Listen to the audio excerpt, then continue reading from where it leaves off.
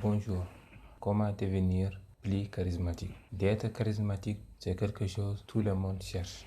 Mais si vous possédez ce caractère attirant, comment ça va changer votre comportement? Le charisme est essentiel dans de nombreuses situations dans la vie, quoi que ce soit le domaine dans lequel vous évoluez. Pour cela, je vais partager avec vous 8 astuces pour devenir plus charismatique.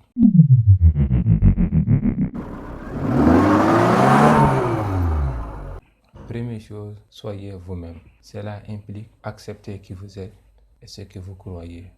Si vous êtes une personne très amicale ou extrovertie, n'essayez pas jouer un rôle d'une personne plus réservée et calme. D'autre part, si vous êtes une personne timide ou introvertie, vous pourriez essayer de sortir de votre zone de confort. L'essentiel est de trouver juste un milieu entre être authentique et d'ouvrir aux autres.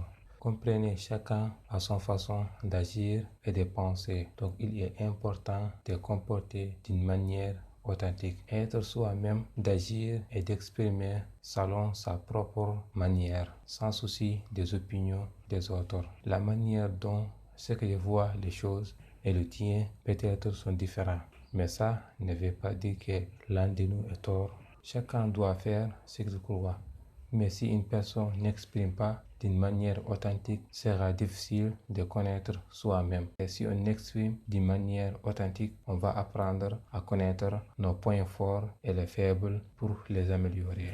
Deuxième chose, renforcer la confiance en soi. Après avoir connaître ses points forts et les points faibles, on va savoir quel domaine qu'on a la confiance et quel domaine qu'on n'a pas la confiance. Par exemple, une personne peut avoir la confiance de parler devant ses amis, mais devant les inconnus, il ne peut pas parler parce qu'il n'a pas confiance de parler devant les inconnus. Il peur ou bien quelque chose.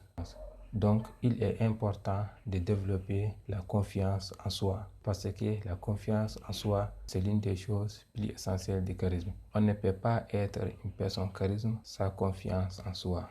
Par exemple, pour augmenter la confiance en soi de parler en public, vous pourriez commencer de parler devant 2-3 personnes. Après réussir, augmenter parler devant 5-6 personnes. Après, augmenter. Jusqu'à un jour, vous parlerez devant les milliers de personnes sans peur et sans stress. Troisième chose, faire preuve de confiance et d'assurance. Cela peut vous aider à améliorer votre estime de soi et faire face aux défis de la vie. Une façon de le faire est de se rappeler le moment où vous étiez à votre meilleur. Si vous avez réussi à gérer une situation difficile avec succès, vous pourriez rappeler la confiance et l'assurance que vous avez eue pendant ce moment. Quatrième chose, écoutez activement. Cela implique écouter des autres et de faire des commentaires et de poser des questions pour encourager la conversation. Cela, c'est un excellent moyen pour montrer aux autres que vous êtes intéressé par ce qu'ils ont à dire. Cinquième chose, soignez votre apparence. Soyez bien habillé et coiffé et faites attention à votre langage corporel. Un bon langage corporel comprend sourire, contact visuel et maintien dans posture ouverte et détendue. Cela montre que vous êtes ouvert et réceptif à la conversation. Sixième chose, utilisation humour. Peut-être cela, c'est un excellent moyen pour créer une atmosphère détendue et amicale. Par exemple, dans votre discours, vous pourriez raconter une blague ou un tel cas de plaisanterie, ou partager une histoire personnelle drôle, ou jouer avec des mots pour créer une ambiance détendue. De plus, si vous faites des erreurs, soulignez-les avec humour pour soulager la tension. Septième chose, faire preuve de compassion. La compassion est une attitude importante à adopter lors de l'interaction avec des autres. Si vous avez un ami qui est triste, montrez-lui que vous êtes à l'écoute en lui posant des questions et offrir votre soutien et en lui donnant l'espace pour s'exprimer ses sentiments. Huitième chose, prenez des risques.